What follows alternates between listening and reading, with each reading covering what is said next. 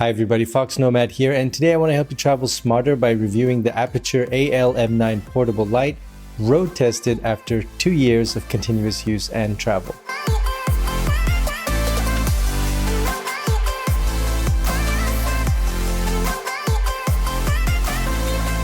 Now, I originally reviewed the AL-M9 about 30 months ago. In fact, it was this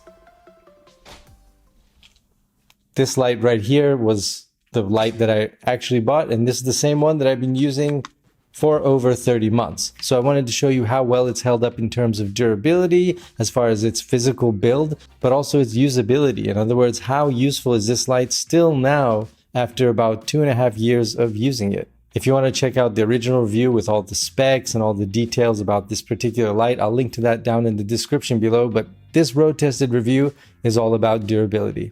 Now, starting with the physical build, the AL-M9 has been a really surprising part of my travel gear. It's held up exceptionally well over the last 2.5 years. Very surprising considering that the build is kind of dinky, to be honest. And a lot of the weak points that I realized about this AL-M9 have been improved in the AL-M-X, the updated version of this light. But that light is $150, whereas this AL-M9 is still under $50, so it makes it one of the best, if not the best, travel light you can get for under $50. That's this size, which is really, really small. The AL-M9 weighs 140 grams, is roughly 9 centimeters across and about 1 centimeter thick, and it's powered by 9 LED lights, meaning that the AL-M9 is not going to light up an entire room. Here's what it looks like with no interior or natural light. Not bad, but it gets bright enough to act as a respectable fill light. Typically, a fill light can help keep your lighting consistent on your subject when you're shooting with natural light, for example. Say it's a partly cloudy day like it is today, so it's getting brighter and it's getting darker.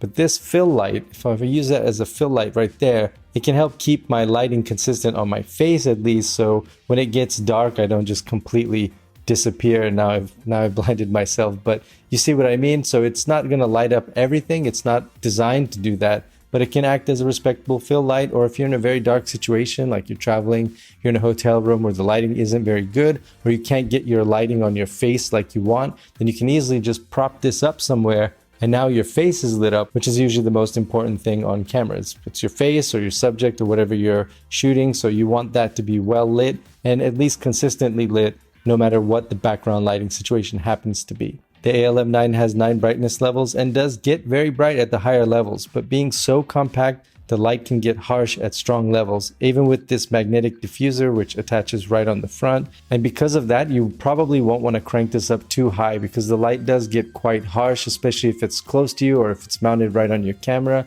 It's going to be a little bit too harsh and overpowering, especially if you're using this on your face.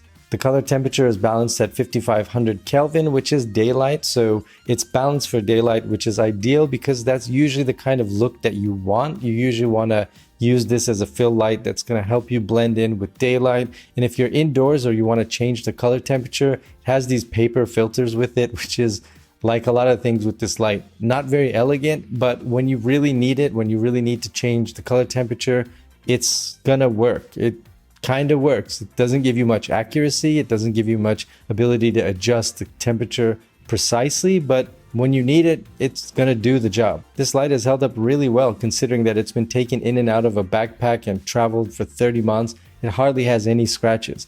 The dinkiest part of the whole setup is definitely the cold shoe. So this thing looks like it should have fallen apart a long time ago. It's just plastic. It's got this screw on this hinge which kind of creaks when you close it, but it still works. It still holds the light. Again, it's like a lot of things about this light. It's not elegant, but it works. And after 2.5 years, it still works. So it's pretty durable, even if it's kind of dinky. Even the case that it comes with is really cheap. It doesn't really do much, and it's kind of tearing a little bit at the seams on the inside, but again, does the job. It's not the thinnest case you can get. It's not the best looking case you can get, but it gets the job done. Now, one place where the AL-M9 really shines, I had to do it, sorry about that. But one place where this light really shines is the battery. So the battery life when I first got it on the spec sheet said about 9 to 13 hours depending on how much brightness you're using. So depending on how bright you've set it, it's going to go about 9 to 13 hours. And in my testing back then, that was kind of close. It was pretty close. Now, when I use it and I've tested this on the different 9 levels, it still gets about 7 to 8 hours of battery life after 2.5 years. It's very impressive. In fact, the battery life is excellent on this small portable light, and it's also rechargeable over micro USB. Again, nice not having replaceable batteries. I know a lot of people who travel want replaceable batteries in their travel gear, but I prefer having something that's rechargeable. It means carrying less batteries, and it means I can charge more things over USB. Now, one thing after using this light I wish the AL-M9 had was an indicator to show you when the battery is getting low. So it doesn't tell you when the battery is low, it just dies. It just turns off. And because of that, it gives you a little bit of light anxiety.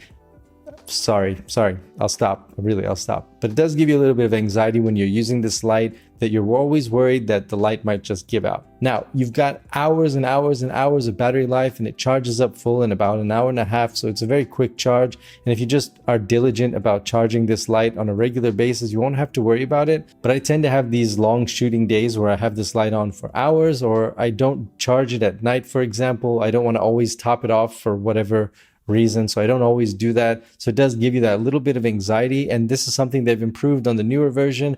But with this one, you don't know if it's low on battery or not. It's basically just going to die on you. The indicator light just tells you if it's on, which it's a light. When it's on, this whole light turns on. You don't really need an indicator light to tell you that that's on, and then the light turns red when it's charging. Again, long enough battery life to get you through a decent part of a shooting day. It's going to get you through most camera batteries at least. So it's going to get you through one charge of a camera battery in most cases, and the charge time is really quick. And if you plug this in, so if you plug this into a portable battery pack, for example, when you're live streaming or shooting, it'll run off the battery, and then you don't have to worry about it dying on you in the middle of recording. So overall, after 2.5 years of using the AL-M9, I'd say in terms of its design, it gets an A for durability and a slightly above score for implementation. It's not very elegant in the way they've designed this, and you can clearly see that in the updated version. I'll be doing a comparison of the newer version of the AL-M9 with the AL-MX in an upcoming video, so subscribe if you don't want to miss that video. But when we're talking just about the AL-M9, it's clear that it's a very good, capable light, especially if you want something that's extremely portable. This is the smallest light that's going to give you this kind of lighting. It's very durable, and it's a good beginner light. So this is not going to fill up an entire room with light. Forget about that. But if you travel very frequently, if you vlog frequently, if you're finding yourself in hotel rooms a lot where you're having to record and you just want to be able to control the lighting somewhat, but not carry a whole bunch of lighting gear, then clearly the AL-M9 under $50 is definitely the best light to look at. Thanks for watching this video. If you want to check out any of my other road tested durability reviews, I'll link to that playlist down in the description below. And while you're down there, hit the like and subscribe buttons. I'll have new videos for you every week. Thanks again for watching, and I'll see you in the next video. Tink.